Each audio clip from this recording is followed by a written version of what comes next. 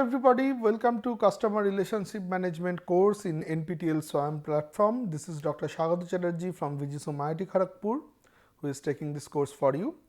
In this week, we will discuss about economics of CRM and what is the monetary part of CRM, how we can use CRM as a strategy or customer relationship management as a strategy to make money. So, we have talked about quite a lot, and we told that customer relationship management is like any relationship that you try to build. And in earlier days of the relationship, when you try to build a relationship, you have to invest a lot on the relationship, and you generally do not get returns a lot.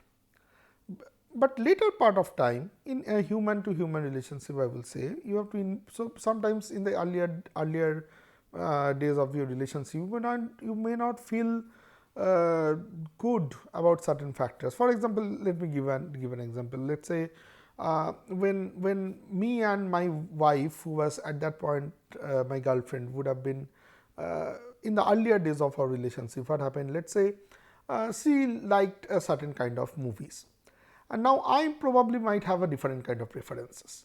But because I want to build this relationship for quite some time, I might probably go with her to watch that particular movie. And even if I probably will not enjoy the movie as much as she does. And that same applies for some other kind of TV serials, some other kind of entertainments, probably games, and some kind of sports. Luckily, we both used to like football and cricket matches and etc. But this is very common that in many places you might want to hang out with your friends, and some of the friends in that group is somebody whom your spouse or your girlfriend or boyfriend might not like, and for that you have to probably not go to that particular friends meeting even if you might have enjoyed there. So, that is because that we generally want to build a relationship, and to make a relationship strong and long lasting and benefit generating in the initial times, you might not have certain good output from that. You have to make more input and get better not get better output in the earlier days. But what happens is, once the relationship goes stronger and longer, the two or multiple agents in that relationship, in this context, let us say me and my wife's context, we are the two agents. So, we come to know better about each other. We come to we have a better understanding our strengths and weaknesses, our likes and dislikes. We have a better understanding about all those factors now. And now that we have a better understanding, probably we will choose such kind of products, or even our weightages, the amount of weightage that we give to various aspects of our value systems, or the amount of amusement, entertainment that we get from various sources of entertainment. Even all these things goes through a Bayesian process. Bayesian process means it gets updated slowly, so that they almost match or becomes very close. So, when that happens, when that kind of a preference matching and an understanding gets generated, then you have to actually incur very less cost to make the other agent in that particular relationship satisfied. For example, let us say now I know that what kind of movies she like, and I also have grown my preferences towards those kind of movies. So, we both enjoy the movie. So, while enjoying the movie, I am giving her companionship. At the same time, I am enjoying the movie. So, the cost of companionship, the cost that I have to incur to give her companionship, is coming down because I am enjoying, I am getting benefit. I am getting benefit from the companionship one, and I am getting benefit from the movie also, earlier which used to not happen. So, over the longer period of time, because the multiple agents in the relationship comes closer in terms of their behavior, their preferences and etc., the cost that they incur comes down, that is number one. The chances of getting a better output goes up, because for example, let us say I want to make her happy, I want to make her satisfied. So, I am planning to get her some gift in our anniversary or in her birthday or something like that. Now, earlier also I wanted to give that gift. So, the cost in terms of the physical, mental, information search cost, blah blah blah, is more or less same, let us say. In both the conditions I want to make her happy. So, I want to incur the cost, but will, even if the wanting to incur the cost is same, will the output be same? In the earlier part of my relationship, I might not even know that what will make her happy, what will be the output of a gift called XYZ. Now, I know what is the output of the gift called XYZ and ABC and DEF and GHI, and I find out that gift which optimizes, maximizes the happiness. So, in other words, I know that which right now I know that which gift will make him most happy, as simple as that. So, because that knowledge also got created over this long period of relationship, the chances of getting a better outcome in the context of marketing, the chances of getting a better revenue or the chances of a successful closure of a purchase deal is higher, and that is an outcome of customer relationship management. That, so it will show you, we will all show you that in the initial part there will be some losses, but that losses will be very well broken even, and will get much more profit as the relationship period goes longer. So, one of the major goal, that is why, is you have to optimally increase the customer relationship life, the customer life cycle, you have to improve that. So, these ideas came from 1960s. So, it is actually dependent on the marketing concept or basic marketing concept, that in 1960s we had product centric marketing concept. What is product centric marketing concept? Product centric marketing concept says that you create a very unique product which will be required by these people. You create a very unique product and try to sell that particular product.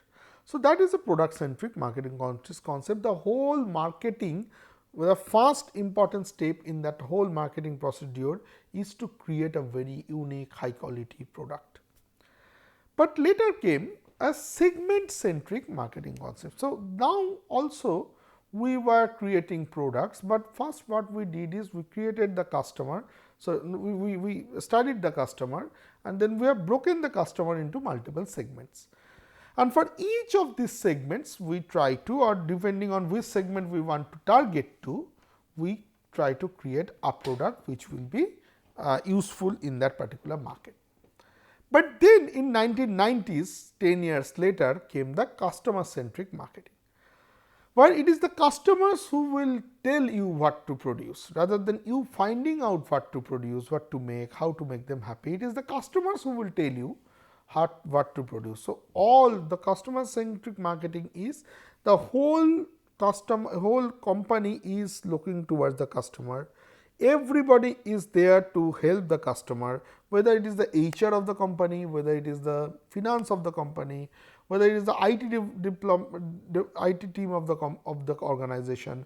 All of these guys, HR, finance, IT, might not have a direct face to face contact with the customer. For example, let us say it is a production company, it is a chemical organization. So, will the IT team will deal with customers? No. Will the finance team will deal with the customers? No. HR team? No. But still, if you can create that philosophy in that particular organization, that everybody is trying to help the customer. You are HR or you are finance, your job is ultimately related to helping the customer. So, you have to make sure that your employees are in a right stage, or your projects are rightly funded, or your economic condition, the cash flow and etc. is in the right space, so that your customer gets happy.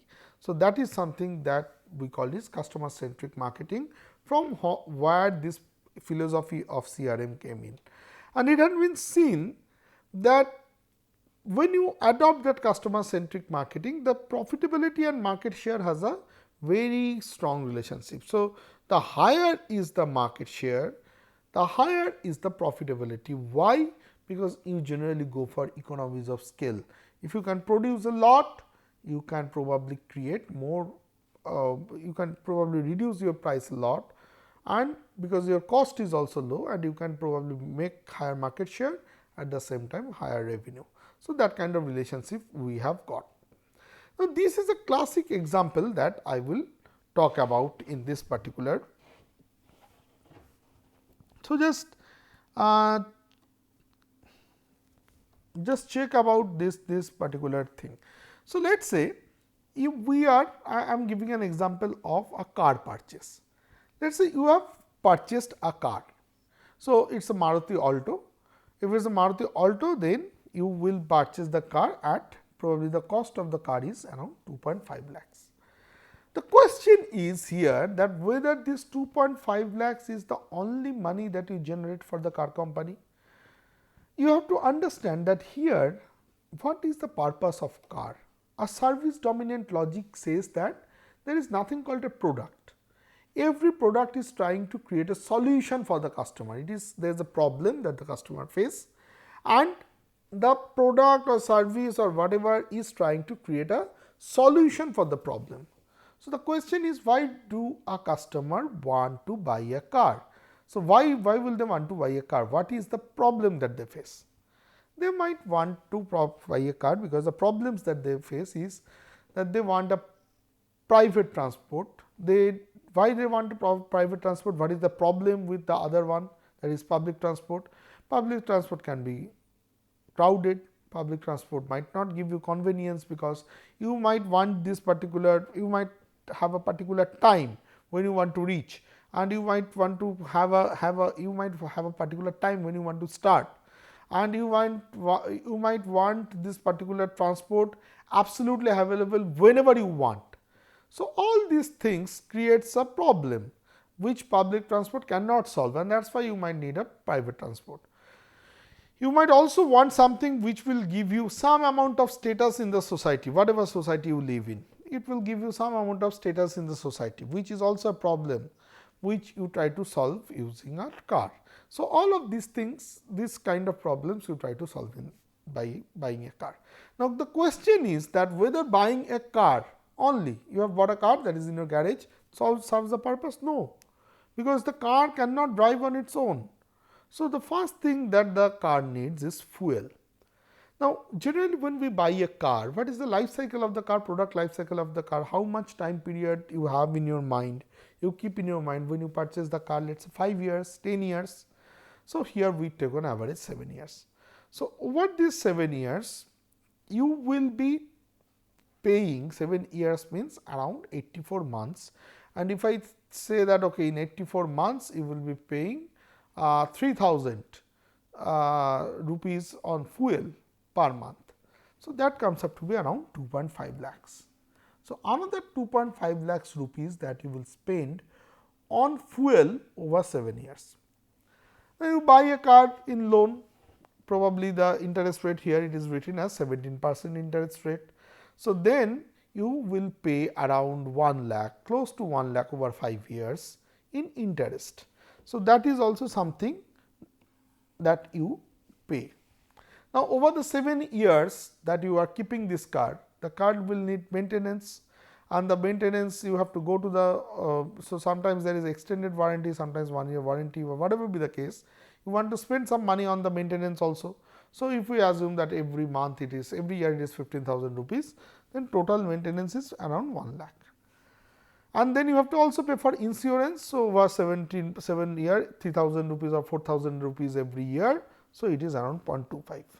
So, if you just add these things up properly, you will see that around 7.2 lakhs is the total expenditure that you are doing on the car, and out of which only 30%, at max 30% is basically the 30% is basically your cost, the ultimate, the initial price of that thing. The rest is basically coming from some external sources. Now, how I can tap these external sources? Let us say insurance company, I can have a tie up with the insurance company, that whenever a purchase happens in my store or for my car, XYZ insurance company is the only insurance company will come in. So, that is one way. So, that is one way. Next is I can also have my own service centers. If I have to tap this 1 lakh, What I will do? I will create my own service centers, like Maruti Suzuki has its own service centers. What else? If there is a fuel cost, then I will actually have a tie up. I can have a card that whenever you buy fuel from this particular service provider, then you will get some points. Or I can say that only these XYZ lubricants can be used in my car. So, the lubricants, if you have a tie up with a particular brand of lubricant, then you are actually pushing the customers to buy that particular brand's lubricant, and you are making a cut out of that, because you are creating leads, creating customers for the fuel company. So, you can make a profit out of that, and also probably the interest, again the banks, you can say that you can only bank loans has to be taken from this particular place. You can arrange for the bank loans and you can create leads and you can make money out of that. There are many other things from which you can make money.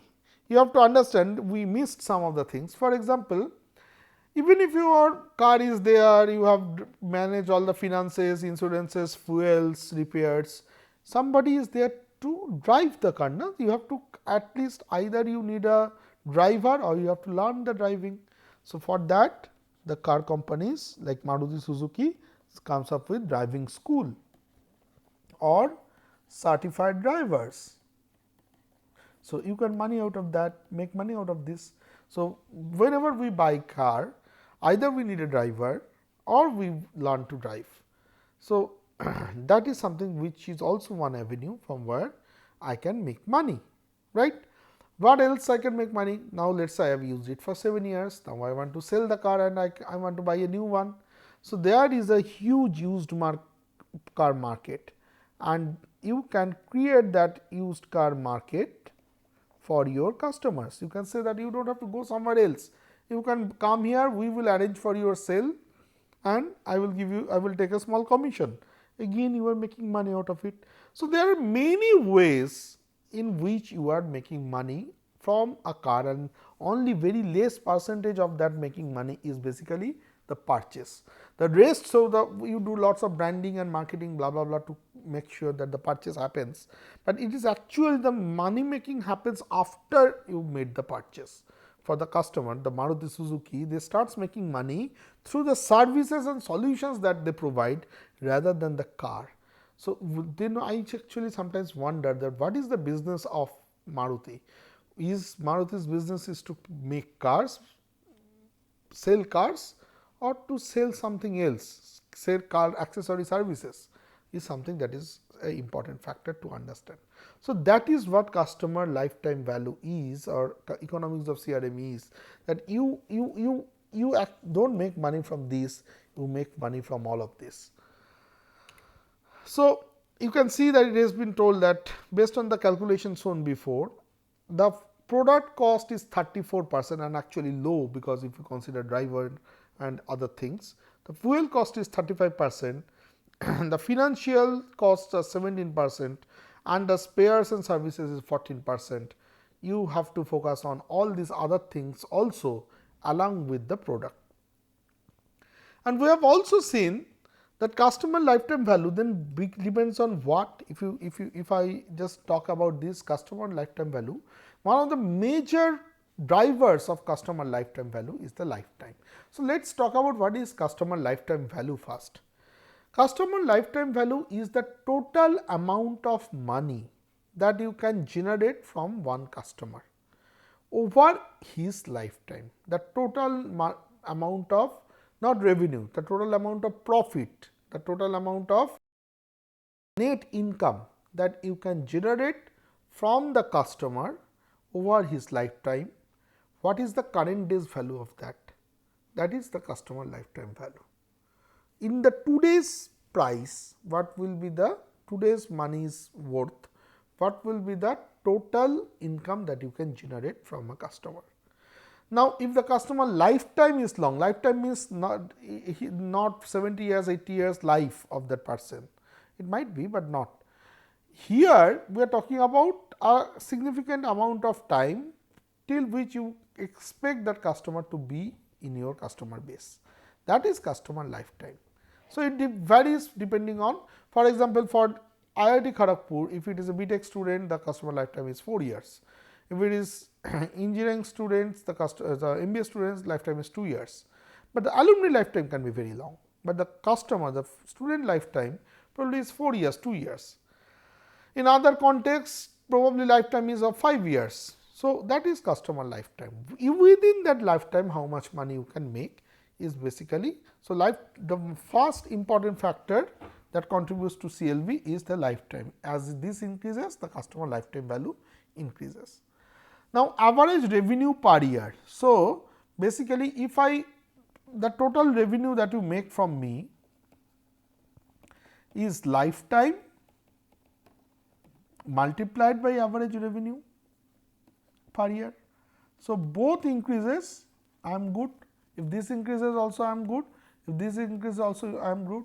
So, I have to make sure I can give certain kind of services and etc. to solutions to the customer such that his average revenue per year goes on increasing. So, he starts purchasing more, he starts adopting more and more services. How? By making sure that he tries additional services. If he tries additional sales and services, then he will actually, the average revenue per year will slowly keep on going up. So, it will not be a constant, it will be a increasing curve. So, by making sure that you can do lots of cross sell and upsell to this customer. But what we left aside is the referrals. He will not only make money from the customer, which we have discussed in the previous one. If the guy is happy with the car, he will talk about the car to many other people, and those many other people, some percentage of that will come and buy your car. So, your existing market share contributes towards your upcoming market share through referrals.